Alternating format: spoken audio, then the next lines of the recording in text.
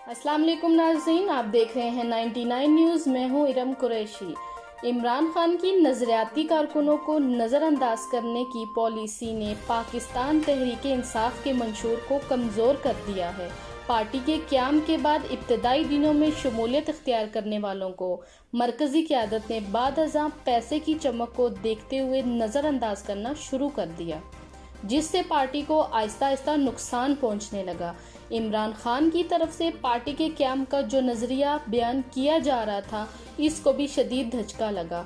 आज पार्टी नज़रियाती तौर पर खोखलेपन का शिकार हो चुकी है। अब सूरत हाल ये हो चुकी है कि इंसाफ के नाम पर कायम की जाने वाली जमात नज़रियाती लिहाज से दम तोड़ रही है।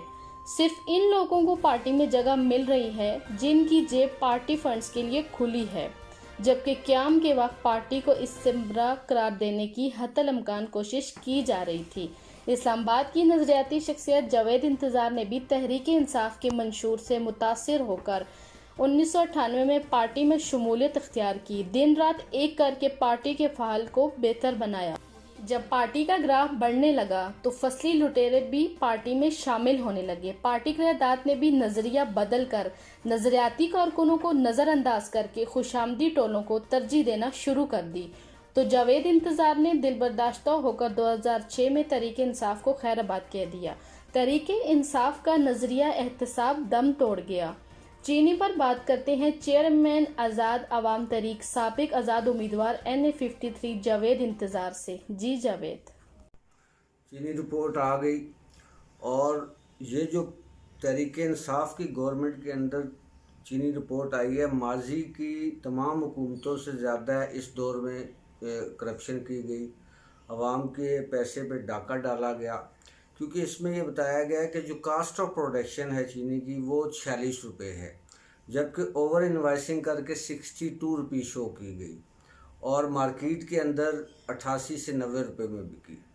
दूसरी तरफ पंजाब गवर्नमेंट ने सब्सिडी दी। सब्सिडी इसलिए दी जाती है कि आप काश्तकार को, गन्ने के किसान को पैसा भी मुनासिब मिले और चीनी की जो कमी है उसको भी पूरा किया जा सके और आवाम को भी एक मुनासिब रेट पर कीमत चीनी जो है वो ख़रीदने में मिले।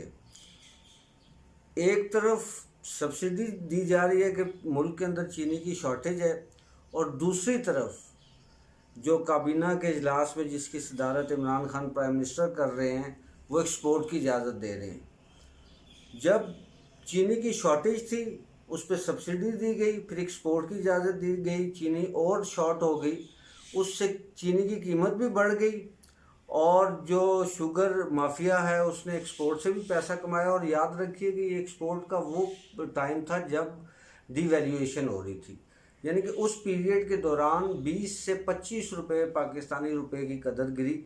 इसका मतलब है जब उन्होंने डॉलर लिया 20 से 25 रुपये वो ज़्यादा मिले, इधर से कास्ट ऑफ प्रोडक्शन में और ओवर इन्वाइसिंग में 16 रुपये ज़्यादा लगाए गए और ये 62 से 90 रुपये तक गई। आलमोस्ट ये आप लगा लें 28 रुपये और कास्ट ऑफ प्रोडक्शन के 16 रुपये, ये 1 रुपये के ऊपर तकरीबन 5 अरब रुपये जो हैं वो आवाम की जेब से जाते हैं। और एक मोहतात अंदाजे के मुताबिक अगर आप डिवैल्यूएशन को भी लगाएं तो ये तकरीबन 5 से 6 खरब रुपए का आवाम के जेब पे डाका डाला गया। जब हुकूमत ने रिपोर्ट दे दी तो फिर उनको ये होश आया कि कहीं हमारी गवर्नमेंट ही ना गिर जाए, उन्हें आंखें दिखाना शुगर माफिया ने शुरू कर दिया।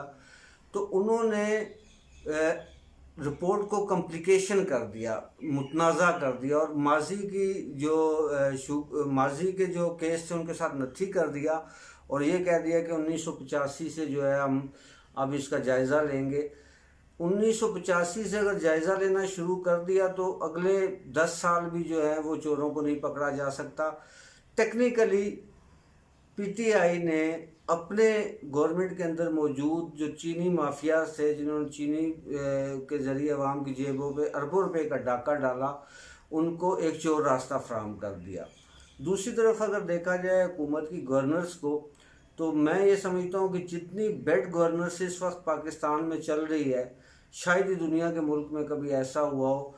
एक तो पेट्रोल की कीमत नीचे आई, अब पेट्रोल में भी 35 पैसे जो है वो कास्ट पड़ती है पाकिस्तान को, ज़्यादा से ज़्यादा पेट्रोल अगर महंगा किया जाता तो आवाम को 60 रुपये का देना चाहिए, क्योंकि वेलफेयर स्टेट के अंदर हुकूमत जो है वो डायरेक्ट बेनिफिट आवाम को देती है।